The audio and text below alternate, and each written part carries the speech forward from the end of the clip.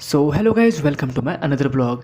Guys अब बचे हैं सीजीएल में मात्र 50 डेज़ और एमटीएस में 20 डेज़, क्योंकि मेरा एमटीएस का एग्ज़ाम 13 ऑफ जून को है। और जैसा कि आपको पता होगा कि मैं सीजीएल और एमटीएस की प्रिपरेशन साथ साथ कर रहा हूँ, तो आज अपना है डे 9। सो आज मुझे जो जो टॉपिक कवर करना है एक बार मैं आपके साथ शेयर कर देता हूँ। सबसे पहले मुझे इंग्लिश का वोकैब सेक्शन में सिनोनिम्स, वन वर्ड और ईडियम्स, ये तीनों मुझे 50-50 लर्न करने हैं ब्लैक बुक से 400 से लेकर 450 तक। उसके बाद इंग्लिश में एनसीईआरटी की जो बुक आती है उससे चैप्टर नंबर 7 और चैप्टर नंबर 8 क्लास 7 का, वो मुझे उसका वोकैब लर्न करना है। देन इंग्लिश ग्रामर में चैप्टर नंबर 9 यानी कि आज मुझे कंजंक्शन याद करना है। उसके बाद फिर स्टैटिक में मेरे पास एक डायरी है, मैंने खुद से नोट्स बनाए हुए हैं। तो आज का जो टॉपिक है वो है म्यूजिकल इंस्ट्रूमेंट से रिलेटेड, जैसे सितार से कौन कौन पर्सन रिलेटेड है ना, तो वो सब मुझे आज याद करना है। उसके बाद मैथ में मुझे सीआई कंप्लीट करना है। देन ज्योग्राफी में चैप्टर नंबर 9 यानी कि आज का जो टॉपिक है वो है रेन के बारे में, बारिश कैसे होती है। और उसके बाद साइक्लोन, एंटी साइक्लोन, यही सब याद करना है। उसके बाद पॉलिटी में मुझे याद करना है चैप्टर नंबर 9। आपने बिल के बारे में सुना होगा, मनी बिल, फाइनेंशियल बिल, है ना, तो उसके बारे में मुझे लर्न करना है। देन इकोनॉमिक्स में इकोनॉमिक्स में तो मैंने पेज के हिसाब से मैं लर्न करता हूँ, पेज नंबर 16 से लेकर 18। तो आज का जो टॉपिक है वो है 5 ईयर प्लान के बारे में, सो मुझे वो लर्न करना है। उसके बाद फिजिक्स में चैप्टर नंबर 5 वेव के बारे में मुझे आज लर्न करना है। देन केमिस्ट्री में पॉलीमर्स के बारे में लर्न करना है। उसके बाद बायो में मुझे चैप्टर 9 यानी कि जीन और डीएनए के बारे में याद करना है। उसके बाद हिस्ट्री में चैप्टर नंबर 9 लर्न करना है, मॉडर्न हिस्ट्री से रिलेटेड एक अच्छा सा टॉपिक है। देन पिनेकल का मेरे को एरर लगाना है, 20 एरर और प्लस 2 क्लोज टेस्ट मुझे सॉल्व करने हैं। इसके बाद मुझे कैलकुलेशन की प्रैक्टिस करनी है बस 15 मिनट तक। एंड देन सबसे लास्ट में मुझे आज करंट अफेयर लर्न करना है फरवरी का। सो आज फरवरी का डे 1 है, यानी कि फरवरी में आज भी याद करूँगा और फरवरी का मैं कल भी याद करूँगा। सो ये मेरा आज का टॉपिक है जो मुझे कवर करना है। सो चलो सबसे पहले स्टार्ट करते हैं ज्योग्राफी से। सो ज्योग्राफी में जो मुझे आज कवर करना है वो है रेन के बारे में, यानी कि साइक्लोनिक रेन हो गया या फिर पर्वतीय वर्षा हो गया। सो मुझे इन सब चीज़ों के बारे में अच्छे से लर्न करना है, इससे एग्जाम में क्वेश्चन आता ही आता है, ठीक है। सो ये बहुत ही इंपॉर्टेंट टॉपिक है ज्योग्राफी का। अच्छा, मेरे पास जितने भी सब्जेक्ट्स के नोट्स बने हुए ये सभी के सभी मैंने यूट्यूब से देख के बनाए हैं, और ये टॉपिक बहुत ही इंपॉर्टेंट है। इससे कई बार एग्जाम में क्वेश्चन पूछा भी गया है। जैसे मैं आपके साथ एक क्वेश्चन शेयर करता हूँ।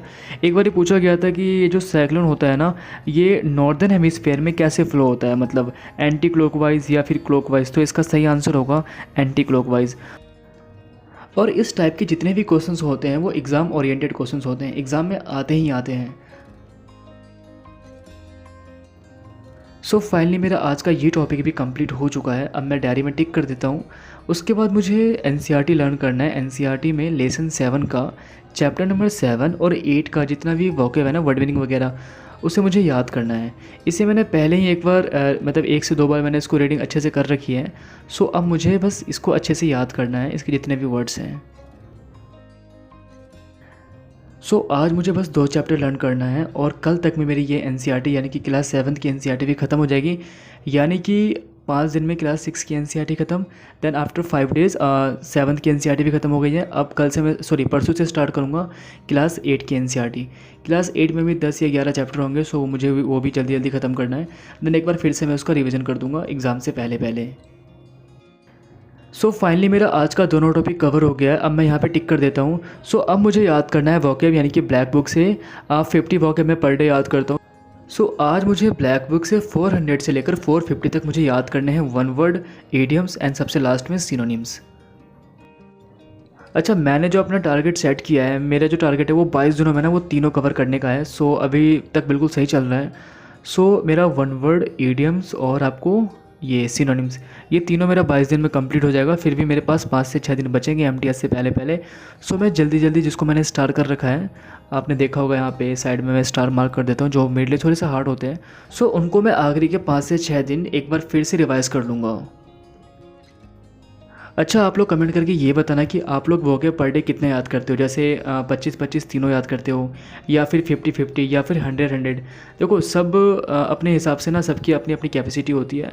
तो कोई ऐसे भी होते हैं जो 100-100 याद करते हैं, तो कोई ऐसे भी होते हैं जो 25-25 याद करते हैं, ठीक है। सो फाइनली मेरा ये टॉपिक भी कवर हो गया है। सो अब मुझे याद करना है ग्रामर, यानी कि ग्रामर में मैं जो आज का जो टॉपिक है वो है मेरा कंजंक्शन। सो ये थोड़ा सा अच्छा टॉपिक है क्योंकि इससे एग्जाम में क्वेश्चंस आते हैं, जैसे इधर के साथ और का यूज़ होना चाहिए, निदर के साथ नोर का यूज़ होना चाहिए। सो आपने ये पढ़ा भी होगा। सो ज़्यादा हार्ड चैप्टर नहीं है, लेकिन हाँ इंपॉर्टेंट चैप्टर है, इससे एरर आते हैं। अगर आपने टेक्स्ट बुक के थ्रू या फिर किसी भी पब्लिकेशन की बुक से प्रीवियस ईयर के क्वेश्चंस लगाए होंगे, सो आपको कंजंक्शन का एरर ज़रूर दिखा होगा।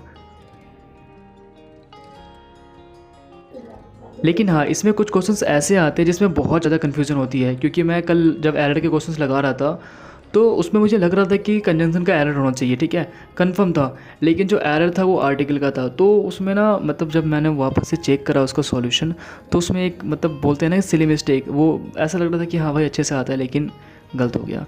तो यही मिस्टेक एग्ज़ाम में ना हो, इसीलिए कंटिन्यू प्रैक्टिस करनी चाहिए। सो फाइनली मेरा आज का ये टॉपिक भी कंप्लीट हो गया है। सो अब मुझे लर्न करना है स्टैटिक की मेरे पास खुद की डायरी बनी हुई है, जिसमें मैंने खुद के नोट्स बनाए हैं यूट्यूब की हेल्प से। सो आज का जो टॉपिक है वो है म्यूजिकल इंस्ट्रूमेंट के बारे में। सो बहुत ही इंपॉर्टेंट टॉपिक है, एग्जाम में क्वेश्चंस आते ही आते हैं इससे। जैसे मैं आपको एग्जांपल के लिए बताता हूँ, जैसे आपसे एग्जाम में ये पूछ सकता है कि हरिप्रसाद चौरसिया किससे रिलेटेड है, तो इसका सही आंसर होगा बांसुरी। उसी तरीके से आपने सुना होगा ये हारमोनियम के बारे में, तो उससे किस एक पर्सन है उसका नाम है अप्पा जलगांवकर, तो एग्ज़ाम में यह आ सकता है कि अप्पा जलगांवकर किससे रिलेटेड है, तो इसका सही आंसर होगा हारमोनियम। तो चलो फाइनली मेरा ये टॉपिक भी आज का कंप्लीट हो गया है। सो आज का जो अगला सब्जेक्ट है वो है मैथ। फिलहाल मैं मैथ सॉल्व करूँगा नहीं, बस मैं आपके साथ ये शेयर कर देता हूँ कि आज का कौन सा टॉपिक है। सो आज मुझे CI कंप्लीट करना है। CI बहुत ही इंपॉर्टेंट टॉपिक है, इससे CGL में भी क्वेश्चन आते हैं और MTS में भी आते हैं। ज़्यादा नहीं, सिर्फ 32 क्वेश्चन है, ये बहुत ही इंपॉर्टेंट क्वेश्चन है, इसमें सारे टाइप मेरे कवर किए हुए हैं। इसके बाद मेरे पास पिनाकल की मैथ रखी हुई है प्रीवियस ईयर वाली, उससे मैं CI से रिलेटेड 100 से लेकर 150 के अप्रॉक्स क्वेश्चन सॉल्व कर लूँगा। सो अब चलते हैं अपने अगले टॉपिक की तरफ। सो आज का जो अगला टॉपिक है वो है पॉलिटी। पॉलिटी में मुझे चैप्टर नंबर 9 लर्न करना है। सो टॉपिक का नाम है मनी बिल के बारे में। मनी बिल, फाइनेंशियल बिल और ऑर्डिनरी बिल हो गया, CAB हो गया। सो इन्हीं सब चीज़ों के बारे में पढ़ना है, ये बहुत ही इंपॉर्टेंट टॉपिक है, इससे एग्जाम में क्वेश्चन आते ही आते हैं। अच्छा, मैं आपसे एक क्वेश्चन पूछता हूँ जो एग्ज़ाम में आया भी है। मनी बिल के बारे में आपने ज़रूर सुना होगा। मनी बिल किस आर्टिकल से रिलेटेड है? मैं आपको ऑप्शन दे रहा हूँ 110, 111, 112, ये 3 ऑप्शन है, 110, 111, 112। इसका आंसर आप कमेंट जरूर करना। एंड इसके अलावा आज का जो टॉपिक बच गया है उसे मैं आज कवर कर लूँगा। एंड वीडियो की लेंथ काफ़ी लंबी हो चुकी है, सो मैं वीडियो को यहीं पे एंड कर रहा हूँ। एंड गाइज, आप लोगों से रिक्वेस्ट है, अगर आपने अब तक मेरे चैनल को सब्सक्राइब नहीं किया है तो याद से कर देना। एंड हाँ, अगर आपको आज का ब्लॉग अच्छा लगा हो या फिर आपको थोड़ी सी भी हेल्प मिल रही है पढ़ाई को लेकर, सो प्लीज़ यार वीडियो को ज़रूर लाइक करना। चलिए मिलते हैं अगले ब्लॉग में।